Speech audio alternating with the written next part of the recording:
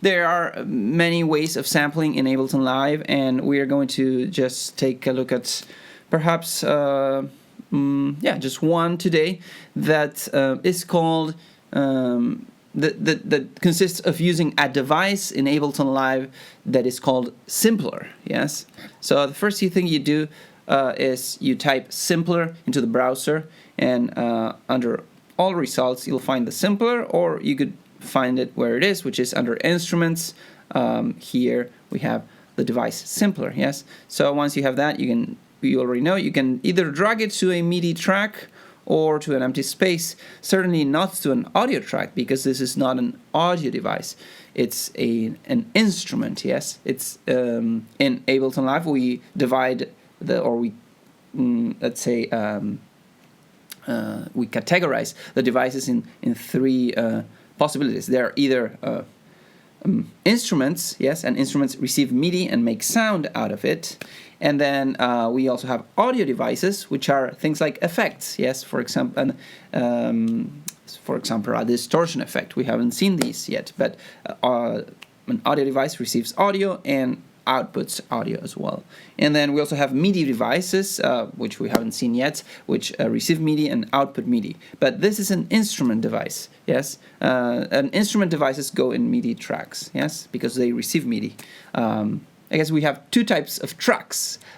We have MIDI tracks and audio tracks, and MIDI devices and instrument devices go in MIDI tracks, and as on the other hand, audio devices or audio audio files will go in audio tracks. I think I was trying to explain perhaps a little bit more than we need right now. So the important thing is that we get the Simpler on a track right now, and it says now drop a sample here.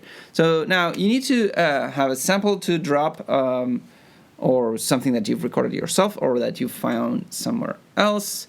So for us, I have some samples that I've shared with you, and this is in the class materials folder. Remember, there's a page or link in the class website that has it says class materials folder, and we have already covered this. So in that folder we have things such a subfolder called samples, where we have several samples such as Nina Simone or Kendrick Lamar, and these are just some these are samples that of different types of music. Yes. So notice that there are going to be some samples that have the extension ASD. Or you can see it actually has the extension MP3 and the extension ASC, and those are not really audio files. Those are created by Ableton Live anytime you drop an audio file into Ableton Live. Yes. So since I've already dropped some of these files, those ASD files have been created. In those files, Ableton stores the information about how the waveform is drawn and things of that nature. So what we really want is an audio file. Yes. So audio files here are MP3s. And we of course have other audio files that Ableton can read, such as WAV file or AIF files. Yes. So let's listen to what we have here. I'm gonna have to, in order for you to listen, I would need to send this somewhere else. Okay. Here come Uncle Jesse, coming across the field. So here we have a vocal sample. And I'm gonna start with this one. So I simply drop this file here, yes. And now I get the waveform there, and it's loaded. So what can I do now? I can either just grab a MIDI keyboard, or as you know, enable the computer keyboard in Ableton Live, and I can play some notes now. Let me see. Maybe I'll do this. You get some salt and... Oh, so excuse me, I moved a knob that did something. Oh no. Okay, so there you go. Okay, I'm gonna start again because I changed some parameters before I wanted that to happen. So this is from scratch. Yes. Okay, great. So, and now I can play some notes. Here come Uncle Jesse, coming. I need a little bit more audio level because I cannot hear much of what's going on. Okay. Here come Uncle Jesse, coming across the field. So you can see. Here come, here come, here come. Now I'm playing an audio file with a MIDI keyboard or just with any MIDI note, and that's cool. Let's see what happens if I hit another key. Here come Uncle Jesse. Whoa, that sounds pretty different, but it is also the same. Here come Uncle Jesse, Original notes, coming across. a higher note. Here come Uncle Jesse, coming across. So I'm starting to realize that some things happen when I make that sound. When I press a higher key or a lower key, the sample gets actually transposed in pitch. Yes, but not only in pitch. There is a perceivable change, but there's also a change that I can perceive in the speed of how that audio is heard. So Here come Uncle Jesse, Original. come. Here come Uncle Jesse, coming across the field. So that second version is not only lower in pitch, but it's also slower. So what's the Ableton doing here? It is actually reading the waveform, or I would say playing the waveform at a lower speed, right? So the same waveform becomes slower, right? And we've learned this when we were talking about acoustics and synthesis. If the waveform has a lower frequency, this applies the same to this audio file, then we're gonna hear that at a lower pitch, right? It's like we're stretching, we have a waveform here, blah, blah, blah, and we kind of like make it slow. We read it, we go through it slower, so it takes more time to for the same thing to be heard, but it is also going up and down at a slower rate. Yes, its frequency is slower than we hear lower pitch. This is similar to what happens in analog equipment, such as playing a record. Yes, if you play a record at a slower speed, then it is slower, but it's also lower in pitch. Yes, same thing with cassette tapes. Yes, so very old things, but that's how those things used to work. Okay, so that's what we have so far, and it's like, oh, it's for on the one hand, it's cool, but maybe that's I want some other things to happen. So you can start the sample from another place if you wanted Jesse walk. that to start somewhere else, and in this way you can explore the sample. There are many ways, but again, you'd be like, oh, maybe I want. Let's see what other things that we can do, because so far it seems a little bit limited. Here come Here Uncle come Jesse. We can play two notes at a time, Here come Uncle Jesse, coming across the coming field. and those result in two different pitches at the same time. Okay, so I'm gonna start exploring, but these I'm gonna start to explore these three modes that we have on the left. So far, that behavior is what is called the classic mode of sampler, and I guess since it's resemblant of those early recording devices, that's where the name comes from. We have one shot that not so particularly important right now. This would be or maybe I'll just explain it. In classic, notice that Here come Uncle Jesse.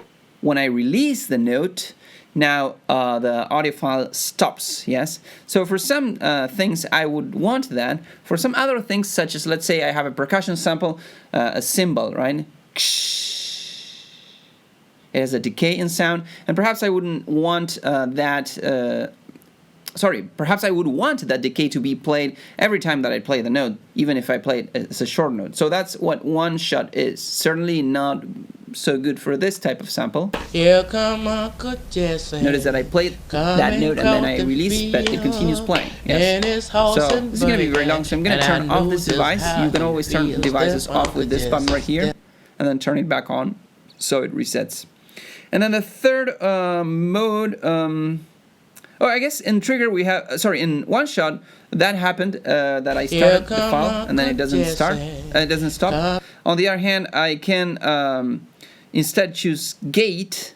We already learned the difference between trigger and gate, right? So that was a trigger behavior. It starts and then it won't stop. Just the simpler device is only listening to the start event. If I choose gate instead, oops, here come Uncle then I'm going to release the note, coming. and now it does stop. Yes, so that's the difference between trigger and gate that we've learned in synthesis as well. So next up we have the slice method, and in the slice method, I'm just getting all these light blue lines there, and what are those? So let's try it out, see what happens.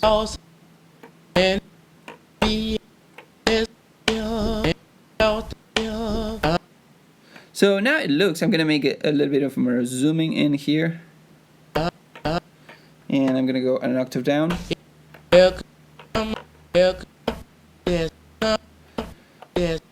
So now you can see I zoomed in, by the way, by positioning my mouse in the display, and then it becomes a magnifying glass, and then clicking and dragging up or down.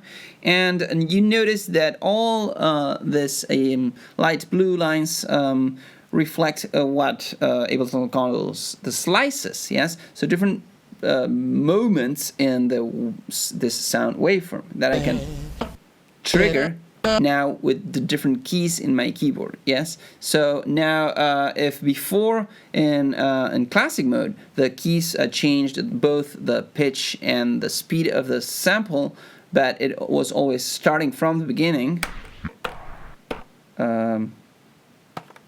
Here come. Now in slice mode, then the sample is going to be played always at the same speed and pitch, but we will the different keys will play different portions of the sample. Now, what are those portions that are being played? Here we have slice by, and we can select different modes into which or methods that the simpler device will choose to slice this sample. So by transient means transient are the parts of the sound that that are more prominent. Yes, we could say the attack of the sound sometimes in music. For example, if I go dun, at first my sound is a little bit higher, louder. Excuse me. Here. There's a louder sound in the beginning, and then we hear all the resonance of this metal bottle. So the transient is, of course, the moment when I hit the bottle. And that's what Ableton is doing here, is when I select slice by transients, it's looking at prominent moments in the waveform. So from there, I can choose sensitivity, and if I make this less sensitive, so right now it's at 100%, like meaning every transient becomes a slice. If I decrease that sensitivity now, it only picks the most prominent slice, or so now, of course, some other slices get picked. Now, right now I hit a note, and then it played for quite a long time after I had pressed my key in the keyboard. And remember, you change that behavior with trigger or gate. So now, but now what happens? Yes, it's true. I can stop. I can stop the slice if I want. But what happens now is that, for example, for short slices, they start, but they do not continue once they hit the next slice. Yes. If I want to change that, I can change the playback mode. Yes, and select through. If you wanna, yes, if I select through, then the slice starts at the beginning of the slice, but then continues through the next slide. The other two playback modes are mono, meaning in mono you can only play one note at a time, and this applies as well to synthesizers. This setting typically monophonic. Mono refers to monophonic, one voice. Poly refers to polyphonics, several or many voices. If I do this, then I can play different, like more than one slice at a time. Yes, so that's and I can select how many voices I is the maximum that I can, 6 and so forth. In this sample, maybe it's not since I'm choosing a vocal sample, I'm like, oh, maybe I would hardly ever try to play something polyphonic here. So yeah, maybe not. I will just leave it in mono.